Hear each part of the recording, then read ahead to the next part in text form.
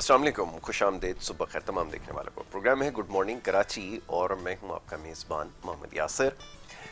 नाज़रीन, प्रोग्राम में अपने मुख्तलिफ हवालों से गुफ्तगू होती है, मसाइल के हवाले से ख़ास तौर पर।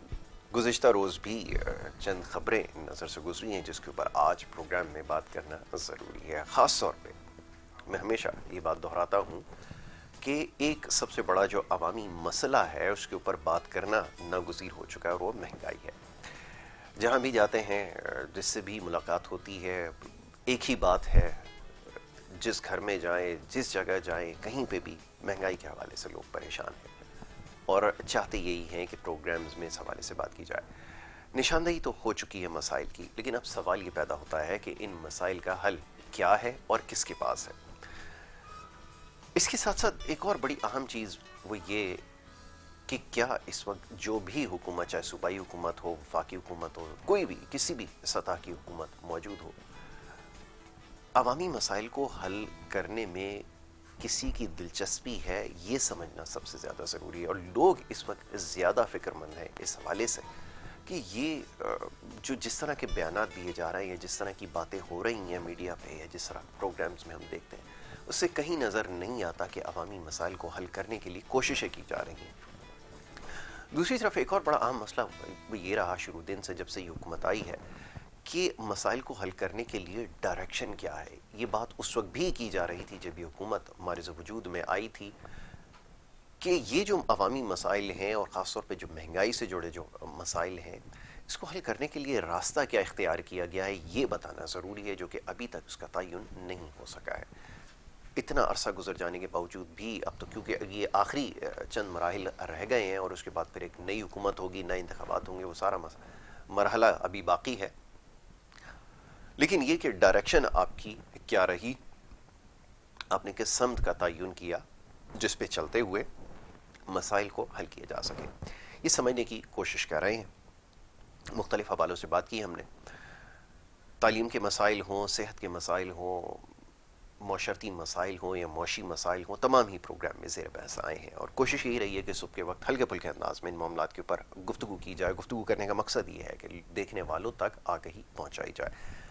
और वो सिर्फ ये एक बात बार बार दोहराता हूँ मैं, अक्सर हमारे जो कराची से बाहर दोस्त हैं जो प्रोग्राम देखते हैं वो ये कहते हैं कि शायद कराची के मसाइल के हवाले से बात होती है। ऐसा हरगिज़ नहीं है। मैं बार बार दोहराता हूँ कि प्रोग्राम का ये जो टाइटल आप देखते हैं, ये गुड मॉर्निंग कराची ज़रूर है, लेकिन इसका मकसद ये नहीं है कि सिर्फ कि कराची के मसाइल के हवाले से बात की जाए, ये पूरे मुल्क के मसाइल की प्रोग्राम में बात की जाती है। तो इसकी तस्दीक जो ज़रूरी थी।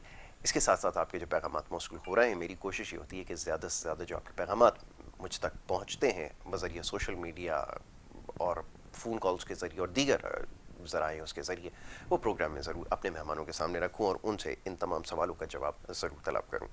बहरहाल आज बड़े ख़ास मेहमान स्टूडियोज़ में तशरीफ़ फरमाए, मुख्तलिफ हवालों से उनसे गुफ्तगू होगी हालात हाज़रा पे और ख़ास तौर पे जो महंगाई के हवाले से कुछ देर पहले खादिम ने अर्ज़ किया कि एक बड़ा एक अवामी मसला है, इसके ऊपर आज ख़ास तौर पे गुफ्तगू होगी और दीगर जो मामलात हैं मईशत के हवाले से वो ज़ेर बहस आएंगे आज इंशाअल्लाह। तो यहाँ पर हमारे साथ मौजूद मेहमान मौजूद है, मेजर हारून और रशीद मौशी तज्ज़ियाकार भी हैं, उनको मैं खुश आमदीद कहूँगा। Sir, thank you so very much for being with us on the show. Second, हमारे एक और बड़े ख़ास मेहमान हैं, हमारे साथ मईशत के हवाले से बड़ी अच्छी डिस्कशन हो रही है। अब तो हमने बहुत सारे ऐसे मौज़ूआत हैं जो छेड़ दिए हैं, तो उसके ऊपर जो उनसे हमारी गुफ्तगू ऑन एंड ऑफ रहेगी। नोमान अब्दुल हमीद, उनको मैं खुश आमदीद कहूँगा। Thank you so very much Noman, बहुत शुक्रिया प्रोग्राम में वक्त देने के लिए दोनों मेहमानों का।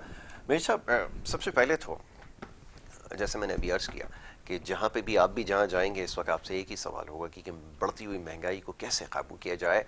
क्या जो पॉलिसी मेकर हैं सिंसियर हैं, कोई डायरेक्शन है? हमें तो नज़र नहीं आई, आपको कोई डायरेक्शन ऐसी नज़र आई है? ये ज़रा फरमाइए। देखें, मैं आपको पहले हम ये रूट कोर्स मालूम करेंगे कि जी ये ना सबसे पहले इन्फ्लेशन हुआ क्यों। ठीक है, देखिए ये गवर्नमेंट जब आई है ना तो आपके पास you are at near default position. ठीक है, आपके पास खजाने खाली थे सारे। वो कैसे? सॉरी मुझे ही पूछना पड़ेगा ना। हाँ, देखिए आपके पास नहीं, आपके पास नॉट 18 बिलियन डॉलर्स के रिजर्व नहीं थे उस वक्त। आपके पास जो है ना 6 बिलियन डॉलर्स के रिजर्व रह गए थे और आप है ना भागे भागे इमरान खान साहब गए थे और है ना यूएई और उनसे 3-3 अरब डॉलर लेकर आए थे, 2 या 3 अरब डॉलर लेकर आकर उन्होंने स्टेट बैंक में जमा करवाए थे ताकि आपका यानी आपके रिजर्व नजर आए। ठीक है, लेकिन बेसिकली जो स्टेट बैंक का जो रिजर्व था ना, it was $6 billion, not more than that. अच्छा, अब हम यहाँ से हट के बात करते हैं। सबसे पहले ये कोविड आया, तो कोविड आने की वजह से बहुत सारे ऐसा हुआ कि बहुत सारी इंडस्ट्रीज और बहुत सारी चीज़ों ने क्या किया कि वो उन्होंने अपने जो एम्प्लॉयमेंट्स थी ना वो ख़त्म कर दी, क्योंकि वो इंडस्ट्रीज नहीं चली, कॉस्ट कटिंग हो ठीक है गई। ना। ठीक है। अब लेकिन जब ये कोविड ख़त्म हुआ और दोबारा एक्टिविटीज शुरू हुई, तो सडनली जो आपकी जो डिमांड है ना वो रेज हो गई। आपको पता है कि जो सारे किसी भी चीज को आप है ना अगर सेल या बाई करते हैं ना, तो उसकी कॉस्ट मालूम की जाती है कि इसकी प्रोडक्शन कॉस्ट क्या होगी, इसकी है ना ट्रांसपोर्टेशन कॉस्ट क्या होगी। तो मैं पहला फिगर जो आया ना, तो उसकी ट्रांसपोर्टेशन कॉस्ट पे जाएंगे। आप देखें कि जो आपकी एक्सपोर्ट होती थी 3,000 का आपको जो कंटेनर मिलता था वो 12,000 के ऊपर चला गया, यानी it is more than 4 fold हो गया। सारे आपको पता है कि यूएसए के अंदर सारे कंटेनर स्टॉक हो गए, चीजें मिल नहीं रही है। जब चीजें ना मिले ना, तो दो चीजें होती हैं, चीजों की प्रोडक्शन शुरू हो गई लेकिन कम हुई, क्योंकि एम्प्लॉयमेंट खत्म कर दी थी उन्होंने, अपनी जो फैक्ट्रीज थी आइदर क्लोज और working on a very low उसके ऊपर काम कर रही थी, प्रोडक्शन के ऊपर, ताकि वो बस ब्रेड एंड बटर वाली चल रही थी। अब उनको पहले एम्प्लॉयमेंट लाना है, अपनी प्रोडक्शन बढ़ना है। अब क्या हुआ कि सडनली डिमांड आपकी बढ़ गई, डिमांड बढ़ी तो आपकी सप्लाई नहीं थी ना, सप्लाई चेन के अंदर इंटरप्शन है, ऑब्स्ट्रक्शन है, प्लस प्रोडक्शन के अंदर भी नहीं, प्रोडक्शन उस लेवल पे अभी तक नहीं पहुंची है। तो ये बैकलॉग है ना, उसको 1 साल से 1.5 साल लगेगा कि ये चीजें ठीक हो, नॉर्मलाइज होने। ये तकरीबन 2023 में जाकर ये बातें ठीक होंगी कि ये एक फैक्टर हो गया। अब जब फैक्ट्री चली तो आपको पता है कि माइनस पे चला गया था ऑयल, ठीक है। ऑयल नॉर्मली जो ट्रेड हो रहा था ना, वो ट्रेड हो रहा था $60 पे अगर गया, और मैक्सिमम एक दफा हिस्ट्री के अंदर $100 टच किया, लेकिन नॉर्मल इसका पूरी हिस्ट्री देखी जाए ऑयल की, तो it is always traded at $40 to $60 के ऊपर। आज जो ऑयल, क्योंकि वो डिमांड बढ़ी, सडनली डिमांड बढ़ी, तो ऑयल चला गया आपका $85 के ऊपर। जब $85 पे चला गया, अब पाकिस्तानी, ये दो चीजें हो गई, ये मेन फैक्टर है। अब पाकिस्तान पे आ जाए, जब आपके पास डॉलर नहीं है, आपकी इंपोर्ट 70% तो आपकी जो ऑयल की जो है ना, वो क्रूड ऑयल की इंपोर्ट, उसका बिल है। तो अगर आपका मंथली का बिल 6 बिलियन या 4 बिलियन आता है, तो उससे क्या होता है कि आपकी एक्सपोर्ट तो नहीं है। जब आपकी इंपोर्ट और एक्सपोर्ट को क्रिएट करते हैं, तो आपका करंट अकाउंट डेफिसिट बढ़ जाता है, आपको डॉलर्स की जरूरत होती है। अब डॉलर्स की जरूरत के लिए क्या करेंगे आप, डॉलर कहाँ से लाएंगे? अब डॉलर के ऊपर इफेक्ट आ गया। जब डॉलर के ऊपर इफेक्ट आ गया, तो डॉलर की प्राइस बढ़ गई।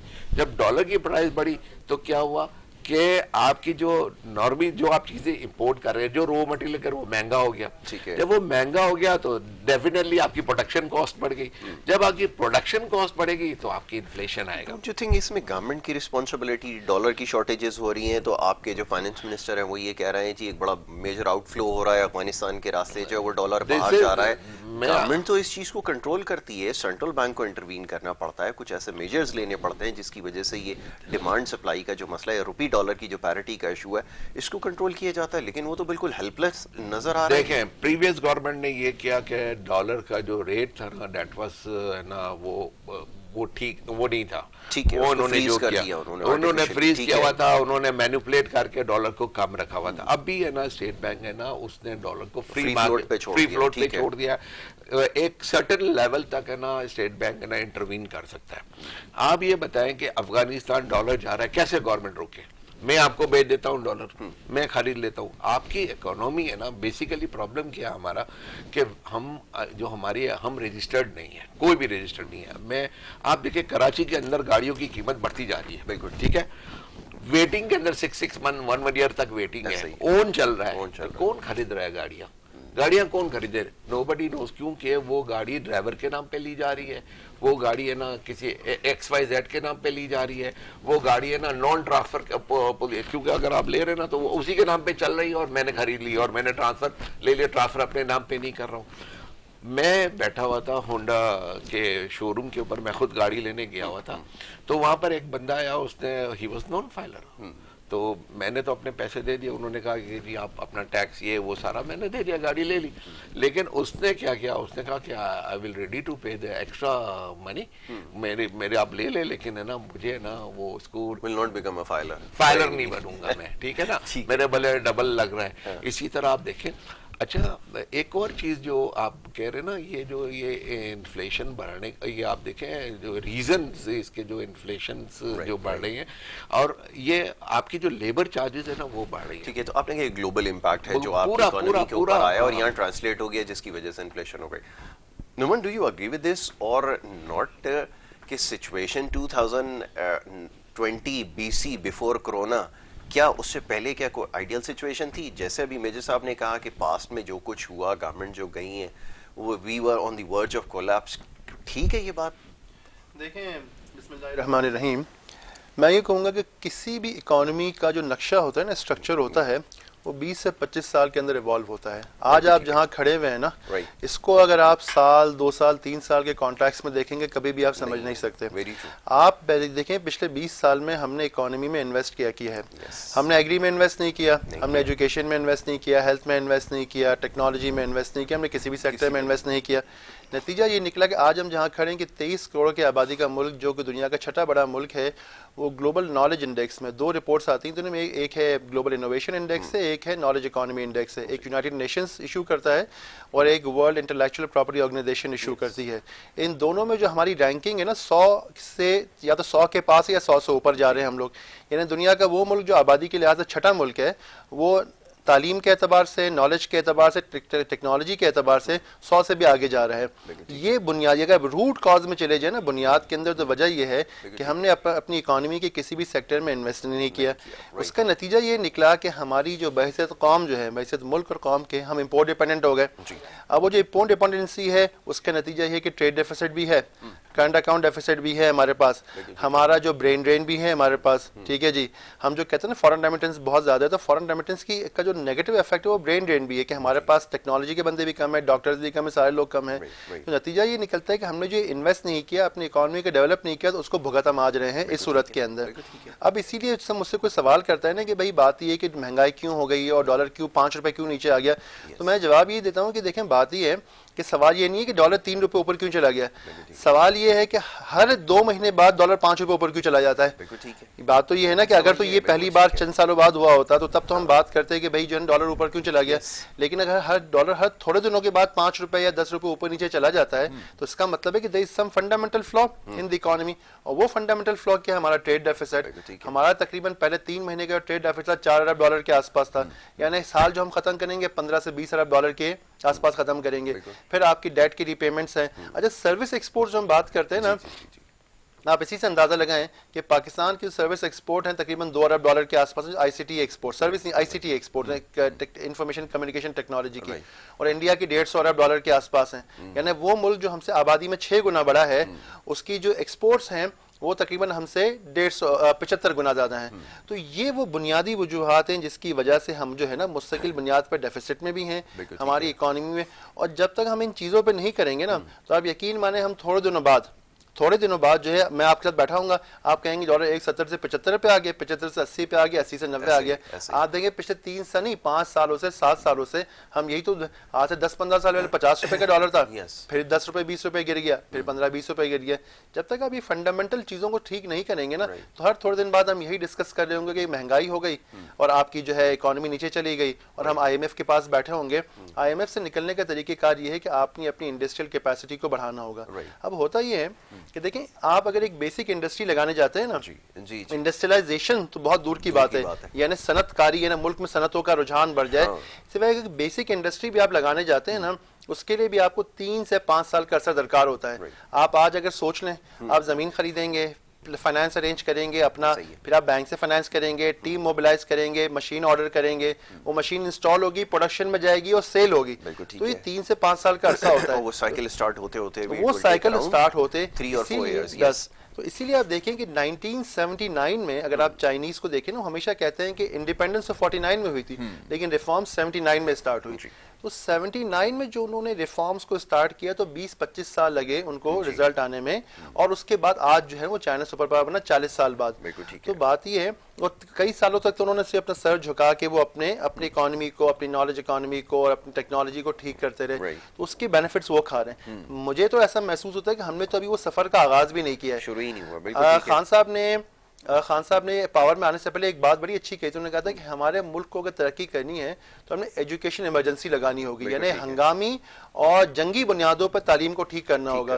देखिए वो बाद में हो तो नहीं सका, लेकिन वो विजन बिल्कुल ठीक था कि आप अगर हंगामी और जंगी वॉर फूटिंग के ऊपर जब तक अपनी एजुकेशन को, नॉलेज इकोनॉमी को ठीक नहीं करेंगे तब तक आपकी कंट्री का कुछ भी नहीं हो सकता। बिल्कुल ठीक है, लेकिन उसके लिए इनिशिएटिव लेना पड़ता है और उसके लिए फिर आपको चीजों को मटेरियलाइज करना पड़ता है, पॉलिसी मेकिंग होती है।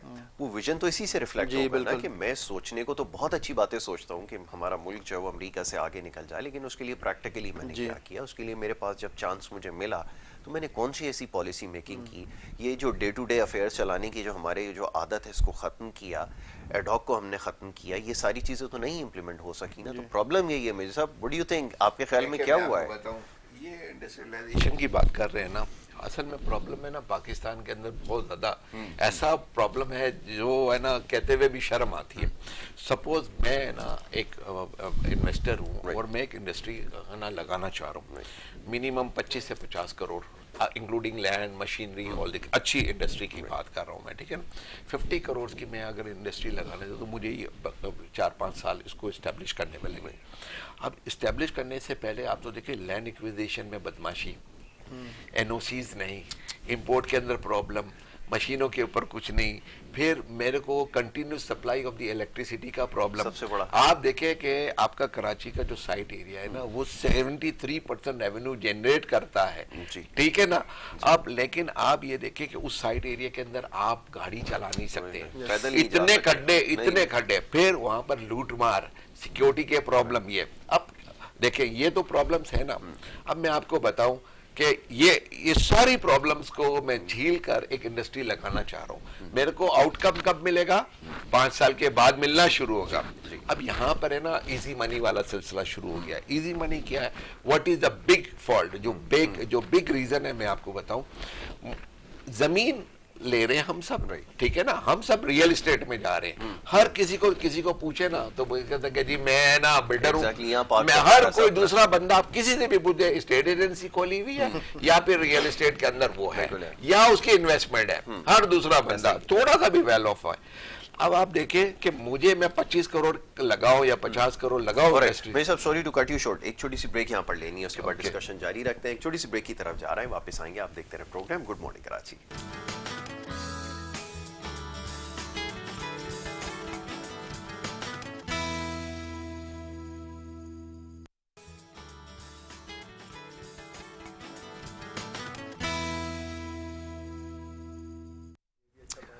प्रोग्राम में आपको एक दफ़ा फिर खुश आमदीद कहेंगे। ब्रेक पे जाने से पहले गुफ्तगू जारी थी, बात हो रही थी इकॉनमी के हवाले से, जो हमारे इश्यूज़ हैं इसके ऊपर हम बात कर रहे थे। हमारे मेहमान यहाँ पर मौजूद हैं स्टूडियोज़ में, उनसे हमने गुफ्तगू की है। कुछ देर पहले इस सिलसिले को मज़ीद आगे बढ़ाएंगे। नमान, कुछ देर पहले जैसे तस्करा हो रहा था, मेजर साहब ने चंद चीज़ों की निशानदेही की है कि ये ग्लोबल इशू अब बन चुका है, और आपने एक बड़ी इंपॉर्टेंट बात की है कि उसके लिए कि आपके पास कॉन्क्रीट एक प्लान होना चाहिए जो फिर एग्जीक्यूट करता है और आहिस्ता आहिस्ता आगे जाकर फिर आपको उसके रिजल्ट्स नज़र आना शुरू करता है। ठीक है जी। अब ये जो प्रोवाइडेड सर्कमस्टांसेस हैं, ये जो आपका डेमोक्रेटिक मॉडल है, वो बड़ी मुश्किल बात है ये, लेकिन अब ज़ाहिर है ये करनी पड़ेगी। ना पॉलिटिकल पार्टीज़ में मेजॉरिटी है, ना विजनरी लोग हैं, ना फारसाइटेड लोग हैं। तो जब ये इस लेवल के ऊपर अगर कोई एजेंडा सेट नहीं होता, अगर इकोनॉमिक प्लान कोई सारी पॉलिटिकल पार्टीज़ बैठ कर तय नहीं करती, कोई चार्टर ऑफ ये जो इकोनॉमी सॉर्ट ऑफ कोई चीज़ अगर नहीं आती, तो फिर तो यही होगा कि ये 5 साल मुकम्मल होने वाले हैं। ये पाकिस्तानी अवाम के लिए नाइटमेयर, फिर आगे गोइंग फॉरवर्ड एक और फिर क्रिटिकल सिचुएशन है, फिर फूड सिक्योरिटी का इशू है, फिर हाई प्राइसेस का, इन्फ्लेशन और मजीद बढ़ेगी, रुपी डॉलर की पैरिटी मजीद ख़राब होगी। तो सिचुएशन तो आगे और वर्स्ट है। इसका मतलब है कोई भी गवर्नमेंट आए वो तो कुछ नहीं कर सकेगी। देखें, अगर आपने जो कहा ना कि मैं भी अगर इसको एक लफ्ज़ में कहूँ ना कि बहैसियत अगर हमारी सक्सेसिव गवर्नमेंट्स की जो प्रॉब्लम है इकॉनमी के हवाले से, वो है स्ट्रेटजिक प्लानिंग। और स्ट्रेटजिक प्लानिंग के लिए से बाज़ लोगों का ख्याल है कि चार्ट ऑफ इकॉनमी पाकिस्तान जैसे मुल्क में और जो हमारी पॉलिटिकल सूरत हाल है, चार्टर ऑफ इकॉनमी क्या है? Strategic plan for the economy for next 20 years. क्या भाई कि स्ट्रेटजिक प्लान बना लिया जाए। मैं समझता हूँ चार्टर ऑफ इकॉनमी का वेट भी ना करे। ठीक है। होता ये है कि मेच्योर गवर्नमेंट्स के अंदर गवर्नमेंट अपना खुद का एक स्ट्रैटेजिक प्लान देती है कि भाई हमारा जो फूड है, हमारी फूड की रिक्वायरमेंट आज यहाँ पर है और 10 साल बाद हमारी आबादी इतनी होगी और हमारी फूड की रिक्वायरमेंट इतनी होगी और उसके लिए ये इकदाम किए जाएंगे और उसको पब्लिक कर दें कि भाई हमने 10 या 15 साल का प्लान बनाया, 20 साल का प्लान बनाया, short term, medium term, long term target रखे और उसको आपने पब्लिकली अनाउंस कर दिया कि हमने अपना होमवर्क करके कॉम को दे दिए और अब इसको देख लें। नतीजा क्या निकलेगा कि ऑटोमेटिकली एक बेंचमार्क क्रिएट हो जाएगा आने वाली गवर्नमेंट्स के लिए कि भाई देखिए इन्होंने अपना होमवर्क पूरा कर लिया था। अब देखिए मीडिया फ्री है, अगर उसके स्ट्रेटेजिक प्लान में कोई गलती है तो जाहिर है कि मीडिया पे उस पर लोग क्रिटिसाइज कर देंगे कि भाई आपने फलाने सेक्टर का जो प्लान दिया है वो गलत दिया है और इसमें ये गलती है, ठीक है ना। आप फूड का प्लान दे दें, आप एजुकेशन का प्लान दे दें, इवन आपने पॉलिटिक्स की बात की ना मिसाल के तौर पर, तो पॉलिटिक्स के अंदर भी हमारे यहाँ के सूबों की बात होती है ना, तो हमेशा हमारे यहाँ सूबों की जो बात होती है वो प्रोविंशियल कॉन्ट्रैक्ट्स में होती है कि सिंध में एक सूबा बनना चाहिए, केपी में सूबा बनना चाहिए, पंजाब में। मैं इसको गलत कहता हूँ। बात ये होनी चाहिए कि पाकिस्तान में सूबे कितने बनने चाहिए, पाकिस्तान का 20 साल बाद इंतजामी ढांचा कैसे होगा, हमें आबादी के लिहाज से कितने इंतजामी मजीद उस डिविजन्स की जरूरत पड़ेगी, ठीक है ना। जब भी इसको आप कराची या हजारा या जुनूबी पंजाब के कॉन्ट्रैक्ट्स में देखेंगे पॉलिटिकल इशू होगा, जब पाकिस्तान के नेशनल कॉन्ट्रैक्ट्स में देखेंगे तब आपका ये इशू क्रिएट नहीं होगा कि भाई कौमी मसला है ना, तो हमेशा कौमी मसले को कौमी के तौर पर लेना चाहिए, उसको कभी प्रोविंशियल इशू नहीं बनाना चाहिए। तो स्ट्रेटेजिक प्लानिंग की जो आपने बात की, मैं दोबारा वही बात कहूंगा कि आप हर शोबे का अगर कोई आप बाकी कौम के साथ खिदमत कर सकते हैं ना, तो भाई आप 10-10 साल या 20-20 साल का एक स्ट्रेटेजिक प्लान बना दें कि हमने इन शोबों में ये इन्वेस्टमेंट करनी है और आज हम यहाँ खड़े हुए और 20 साल बाद यहाँ खड़े होंगे। और ये कोई ऐसी रॉकेट साइंस से मुश्किल काम नहीं है। और इसके लिए अगर आपने एक्सटर्नल कंसल्टेंट भी हायर करने हैं, आप देखें कि अभी ये विजन 2030 जिसकी बुनियाद पे सऊदी अरेबिया बेतहाशा तरक्की कर रहा है, उन लोगों ने सिर्फ अपने जो एक्सटर्नल कंसल्टेंट्स को, जो दुनिया के टॉप कंसल्टिंग फर्म, $1 बिलियन तो कंसल्टिंग फीस पे की थी। $1 बिलियन। हम, मैं कहता हूँ $1 बिलियन ना करें, $1 बिलियन रुपए ही खर्च कर दें हम, तो भी हमारा कम से कम एक प्लानिंग तो ठीक हो जाएगी ना। अब आप मुझे बताएं, बगैर प्लानिंग के, मिसाल अभी हमने बात की, हमने एनर्जी की बात की, हमने एग्री की बात की, आप एग्री में बगैर प्लान के कैसे जा सकते हैं कि अगर हमारी मिसाल के तौर पर कॉटन, हमारी टेक्सटाइल की अकवाम के तरफ बांग्लादेश इतना आगे निकल गया फलाना, भैया अगर आपने बांग्लादेश को कैचअप करना है गारमेंट एक्सपोर्ट्स के अंदर, तो आपको प्लान चाहिए ना कि हमें इतनी कॉटन चाहिए, इतना कपड़ा बनेगा, इतने कपड़े से इतना गारमेंट में कन्वर्ट होगा, तो हम 5 साल बाद जो है यहाँ पे खड़े होंगे गारमेंट एक्सपोर्ट के अंदर। अगर ये आपका पूरा प्लान, स्ट्रेटेजिक प्लान नहीं है, तो नतीजा क्या निकलेगा, आप कभी भी उस चीज को अचीव ही नहीं कर सकते। आपका एजुकेशन रेट 65% है, आपका जो टर्शरी एजुकेशन रेट है ना, अभी हम एजुकेशन की बात कर रहे थे, Pakistan has one of the lowest tertiary education rate in the world, तकरीबन 9.5% के आसपास है। अभी I was talking to someone who is an advisor to the government of Saudi Arabia, कि गवर्नमेंट सऊदी का जो टर्शरी एजुकेशन रेट था 20% के आसपास था और तकरीबन 60% पे लेके गए। तो अब इससे अंदाजा करें कि जो नेक्स्ट जनरेशन क्रिएट होगी, वो फ्यूचर में जो उन्होंने इन्वेस्ट किया है, तो फिर हम ये कहते हैं ना कि हमारे यहाँ फॉरेन इन्वेस्टमेंट, भाई आपकी फोटे क्या था कि अरब वर्ल्ड में आबादी कम थी, तालीम कम थी, तो आपकी लेबर वहाँ पे जाती थी, सर्व करती थी, पैसा आते थे। और आज भी आप पिछले महीने की भी स्टेटिस्टिक्स देखें, तकरीबन 60% आपके जो रेमिटेंसेज अरब वर्ल्ड से आती हैं और 35% आपकी यूके और यूएस से आती है। अब देखिए ये एक अलग सब्जेक्ट है, मैं लोगों को बताता हूं कि भाई आप कहते हैं रेमिटेंसेस पे आपका इतना जो है वो जोर है, तो देखिए रेमिटेंसेस भी आपकी, आप रेमिटेंसेस को भी 10 साल बाद प्रोजेक्ट करें। बिल्कुल अरब वर्ल्ड में अगर ऑयल इकोनॉमी स्लो होती है, उनकी आबादी बढ़ती है, तो यकीनन एक्सपैट लेबर की जरूरत कम होगी, आपको उसका इम्पैक्ट आएगा। सेकेंडली, यूके और यूएस में जो लोग आज से 5, 10, 15 साल में गए ना, ये फर्स्ट जनरेशन पाकिस्तानी से जिनके वालिदैन यहाँ पे थे। अब देखिए 10-15 साल बाद क्या होगा कि वो सेकंड या थर्ड जनरेशन पाकिस्तानी होंगे वहाँ पे, जिनकी अटैचमेंट कम होगी और जिनके अपने वालिदैन और फैमिलीज भी वहीं पे होंगी, तो they will have less and less motivation and reason to repatriate over here. नतीजा ये निकलेगा, ये वो लॉन्ग टर्म चैलेंजेस हैं कि आज से 10 साल बाद आपकी जो फॉरेन रेमिटेंसेज है उस पर रिलाई नहीं कर सकेंगे, क्योंकि इसका, और मैं तो बल्कि ये कहूँगा इस पे आपको सिर्फ एक प्रोग्राम फॉरेन रेमिटेंसेस पे करें, आज हम अगेन कहाँ खड़े हुए हैं और 5 या 10 साल बाद कौन से ऐसे स्ट्रक्चरल चेंजेस हैं। ठीक है, ये तो ये वो चीजें हमारे पास इस। और अभी हम थोड़े पहले बात कर रहे थे ना कि अगर हमने 10 साल पहले या 5 साल पहले फोरसी किया होता कि हम कहाँ खड़े होंगे इन चीजों का। अभी मेरे सामने से कॉटन क्रॉप की हमारी बात हो रही थी कि ना कॉटन इतना कम हो गया, तो भाई आपके पास अगर कॉटन ही नहीं है तो आप कैसे जो है ना उसको, क्या नाम है, आप कैसे मीट करेंगे। और इम्पोर्ट बेस अगर रॉ मटेरियल लेंगे आप, तो आपका वैल्यू एडेड मार्जिन क्या रह जाएगा, इतना मार्जिन रह जाएगा, मिनिमल मार्जिन। तो ये वो चीजें हैं। आप देखें, और देखें एक और भी चीज मैं जो लोगों से हमेशा कहता हूँ ये है do not try to reinvent the wheel. बिल्कुल ठीक है। आप देखें कि मिसाल के तौर पर आपका जो वाटर यूटिलाइजेशन है it's one of the lowest in the world. बिल्कुल। तो सबसे पहले उसूल ये होता है कि वो कंट्रीज जिन्होंने वाटर यूटिलाइजेशन में एफिशिएंसी अचीव कर ली है, आप देखें एग्जिस्टिंग टेक्नोलॉजी क्या है। यस। फिर आप एग्जिस्टिंग टेक्नोलॉजी को आप अडॉप्ट करें, उसके बाद आप आगे बढ़ने की अगर आप एग्जिस्टिंग टेक्नोलॉजी को अडॉप्ट नहीं करेंगे ना, आप कभी भी नेक्स्ट लेवल पे नहीं जा सकते।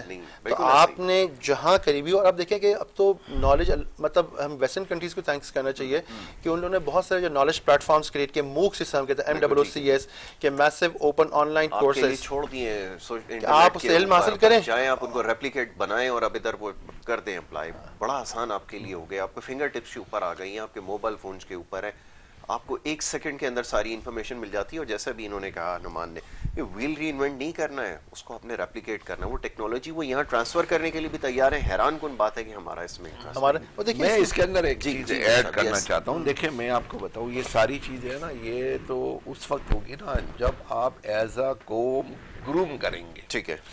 आप देखें, मुझे आप बता दें, कराची में हम घूमते, अभी मैं भी आ रहा था, मैं 4 सिग्नल से गुजरा, एक सिग्नल पे भी लोग सीधे नहीं खड़े हुए थे, ठीक है ना? सही है। आप देखें कि गाड़ी यूं जा रही, यूं जा रही, जिसका मर्जी सिग्नल तोड़ते हैं, पुलिस वाले की कोई इज्जत नहीं है। सिग्नल तोड़ने के बाद ओए टुल्ले, मतलब इस तरह बात करते हैं, मतलब वो अपने आप को बहुत बड़ी। ये चौधराहट है ना, यहाँ पर rate of the government, rate of the law है ही नहीं, ठीक है ना? आप एज अ नेशन उस वक्त तक तरक्की नहीं कर सकते ना जब तक आप सिर्फ पाकिस्तानी ना हो। प्रॉब्लम यहाँ पर क्या है पता है? प्रॉब्लम ये है कि सबसे पहले ना मैं पंजाबी, सिंधी, बलोच, पठान हूँ, फिर उसके बाद उसको फिर डिवीजन हो जाती है। नहीं, उसमें सुने ना, फिर डिवीजन हो कि मैं शिया हूँ, सुन्नी हूँ, फिर सुन्नी के 4 फैक्शन, फिर शिया के 3 फैक्शन, खोजा हूँ, मैं इस्माइली हूँ, मैं बोरी हूँ, मैं शिया अशना अशरी हूँ, सुन्नियों के अंदर भी मैं देवबंदी हूँ, मैं बरेलवी हूँ, मैं फलां हूँ, मैं फलां हूँ, मैं फलां हूँ। यार आप एज अ नेशन तो हो ही नहीं कहीं पर भी। अच्छा, ये सारे डिवीजन के बाद फिर कहते हैं कि मैं तो बट हूँ, मैं तो काकड़ हूँ, मैं फलां हूँ, मैं फलां हूँ, मैं फलां हूँ, फिर मैं मेमन हूँ, फिर मेमन में भी मैं ये हूँ, मैं दोराजी वाला हूँ, मैं बाटे वाला हूँ। ओ भाई, आप एक चीज पे है ही नहीं ना। मतलब आपकी कोई एज अ कौम जब तक है ना, मैं ये कहूँ, one nation one language, one nation one language, और अगर जब तक ये डेवलप नहीं करेंगे आगे सारी। दूसरी बात मैं आपको बताऊं, ये बहुत अच्छी अच्छी बातें कर रहे हैं, ये इम्प्लीमेंट एज अ गवर्नमेंट में अगर इसको इम्प्लीमेंट, से forward I am the prime minister of Pakistan and I can. पहली तो बात है, आपकी जो गवर्नमेंट है ना वो सिर्फ 2 वोट के ऊपर है।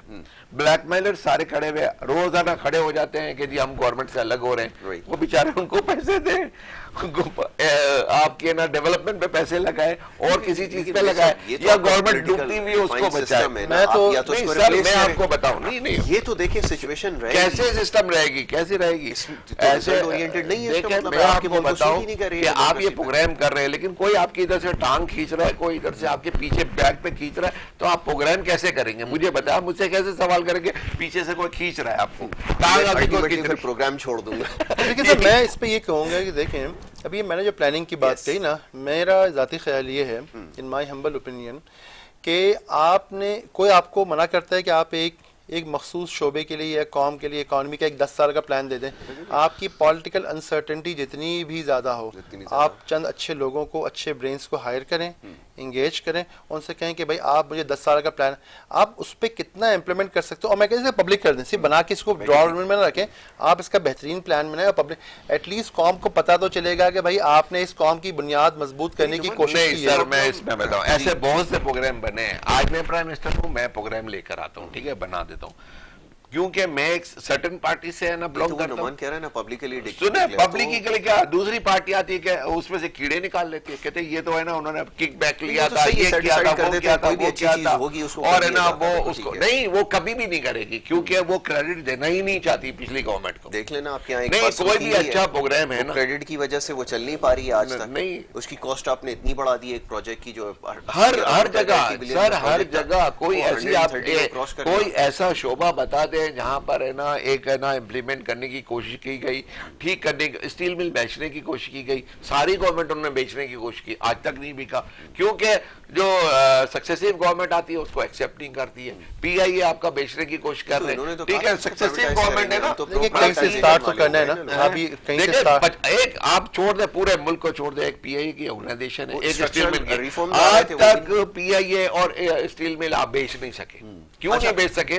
कि आप किधर खड़े, प्राइवेटाइज होना चाहिए नहीं होना चाहिए? ऑब्वियसली होना चाहिए, ऑब्वियसली होना चाहिए। उन्होंने भी कहा था जॉब्स, पॉलिटिकल, वो आपकी गवर्नमेंट की weakness, lack of take a decision, और अगर डिसीजन भी लेते हैं तो वो स्टैंड नहीं कर सकते क्योंकि पॉलिटिकल। अच्छा, we are on the actually same page. What are we suppose to do now? क्या करें इसका? रखे इसको अपनी किटी में या फिर इसको कर दे? क्योंकि व्हाइट एलिफेंट है ये आपके, ये जो जितनी भी एसओईज अब हो गई ना, स्टेट ओन एंटरप्राइजेस, जितनी भी एंटिटीज हैं, क्या किया जाए अब ये बताइए। मैं समझता हूँ कि आपके पास कोई ऑप्शन ही नहीं है इसको प्राइवेटाइज करने के अलावा। ये वाली प्राइवेटाइजेशन जैसे इधर हुई है बिजली की कंपनी की या पीटीसीएल वाली, वो वाली।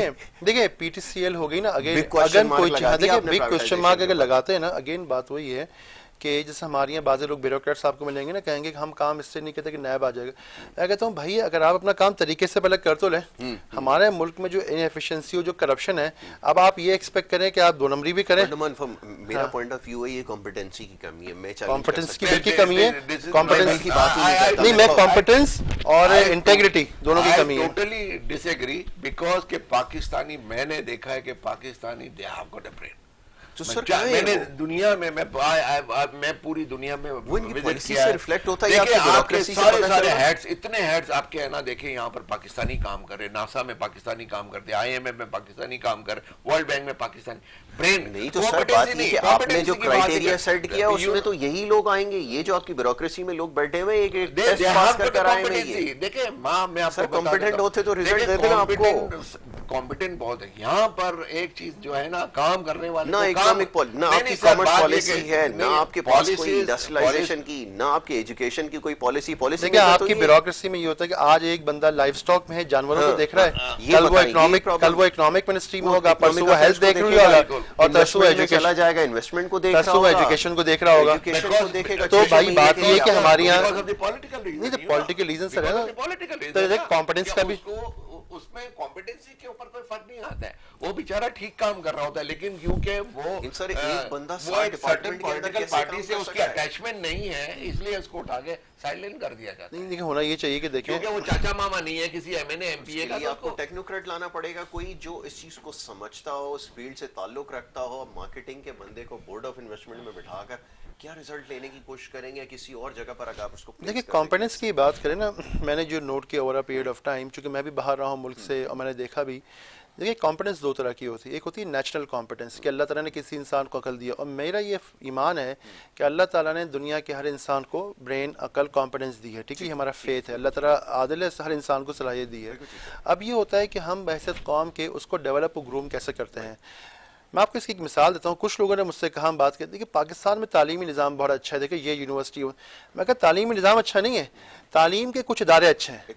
अगर आप पाकिस्तान के आला तालीमी इदारों को देखें ना, आला तालीमी इदारों के आप लिस्ट बनाएं, तो आपको मैं ये चैलेंज कर रहा हूँ कि हमारे लोकल स्टैंडर्ड्स है जिसमें आप अपने बच्चों को भेजने के लिए कंफर्टेबल होंगे ना, 10 या 15 के बाद आपकी आकी जो गिनती है ना बंद हो जाएगी। ठीक है ना, अब 22 चले 20 लगा लें, अब 22 से 23 करोड़ आबादी के ऊपर अगर आपके पास 20 क्वालिटी के इदारे हैं, जो है 1 करोड़ आदमी के लिए आपके पास एक टॉप क्वालिटी इंस्टीट्यूशन है।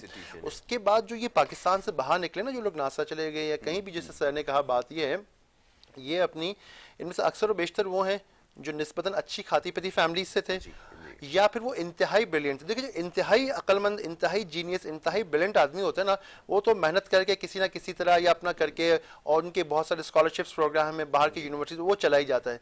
निज़ाम का मकसद ये होता है कि हर इंसान को लेवल प्लेइंग फील्ड प्रोवाइड करें, ताकि general state of education, Pakistan की जनरल स्टेट ऑफ एजुकेशन है, जो जनरल स्टेट ऑफ कॉम्पिटेंस है, ह्यूमन डेवलपमेंट है, वो बहुत ही लो है। जो लोग मुल्क से बाहर रहे हैं, आप जब हायरिंग करने जाते हैं, आप एक काम करें, पाकिस्तान, वो पाकिस्तानी जो मिडल ईस्ट के अंदर काम काम कर रहे हैं और जब मुस्तकिल बुनियादों पर मल्टीपल एरिया से हायरिंग कर रहे होते हैं। आप उनसे पूछना कि 10, 15, 20 कंट्रीज के जब सीवीज आते हैं और जब इंटरव्यू करते हैं पाकिस्तानी कहाँ खड़े हुए हैं, भाई पाकिस्तानी ह्यूमन आज ये 70s या 80s वाला पाकिस्तान नहीं है। बहुत से लोग जो आज टॉप पे पहुंच गए ये वो लोग हैं जो 60s, 70s, 80s के पैदावार है।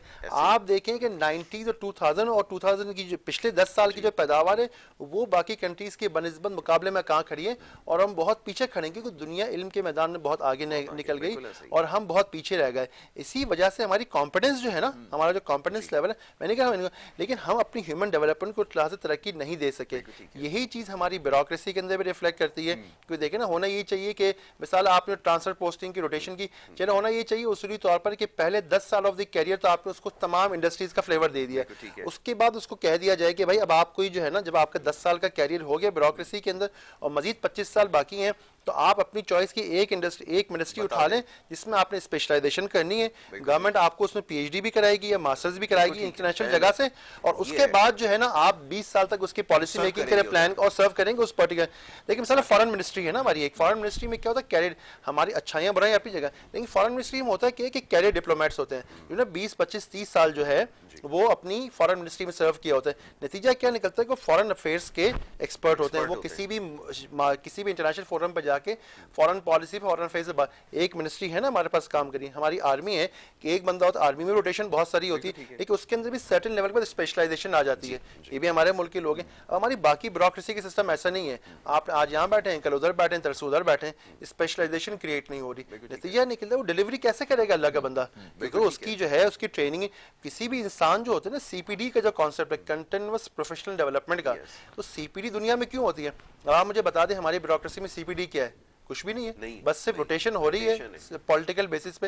नतीजा निकलेगा कि वो कॉम्पिटेंस क्रिएट ही नहीं हो रही कि जो डिलीवरी करेगी। और देखें, आपको अगर सर में दर्द है या नज़ला है तो आप जाएंगे जनरल फिजिशियन के पास, ठीक है ना, और अल्लाह ना करे किसी आपको कोई कॉम्प्लेक्स बीमारी है तो आप किसी स्पेशलिस्ट के पास जाएंगे।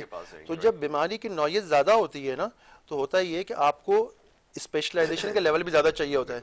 हमारा मामला बिल्कुल बरक्स है कि एक तरफ तो हमारे इश्यूज जो है ना वो बहुत कॉम्प्लेक्स नौयत के हैं, लेकिन हमारे पास जो इसके प्रिस्क्रिप्शन है, जो लोग उसको देख रहे हैं ना, वो बहुत ही जेनरिक वे में देख रहे हैं। इसकी एक और मिसाल मैं ये भी देता हूँ कि हमारे यहाँ बहुत सारी इकोनॉमिक्स की बात है। देखिए बहुत सारी किताबें जो इकोनॉमिक्स में लिखी, इकोनॉमिक्स की बुक्स में लिखी हुई है ना, क्योंकि मैंने इकोनॉमिक्स और फाइनेंस दोनों को तालीम भी हासिल की, प्रैक्टिस भी किया है। तो जो इकोनॉमिक्स की किताबों में बहुत सारी बातें लिखी हुई हैं वो एफिशिएंट मार्केट और परफेक्ट मार्केट के बेसिस पे चलती हैं।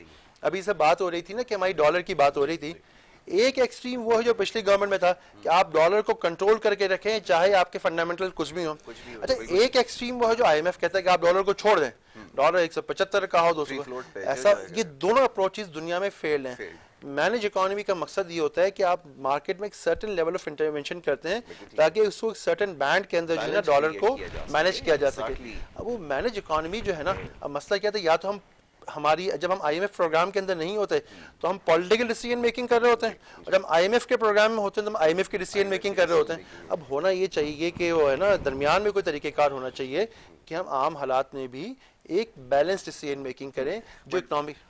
नमन, there is a huge line. अब मैं आप उस तरफ खड़ा हूं, इस तरफ खड़ा हूं, आपने जैसे टेक्नोक्रेट की बात की है ना, तो मेजर साहब बैंकर के जरिए आप अगर अफेयर चलाएंगे फॉर गॉड सेक नहीं चलेगा। नहीं वो बिल्कुल, लेकिन मैं एक चीज ऐड करना चाह रहा हूं। देखिए एक चीज ऐड करना चाह रहा हूं, इन्होंने कहा दिया ओनली 20 to 20 इंस्टीट्यूशन, ठीक है ना, इन्होंने कहा कि 1 करोड़ के अंदर है ना आपके एक इंस्टीट्यूशन है।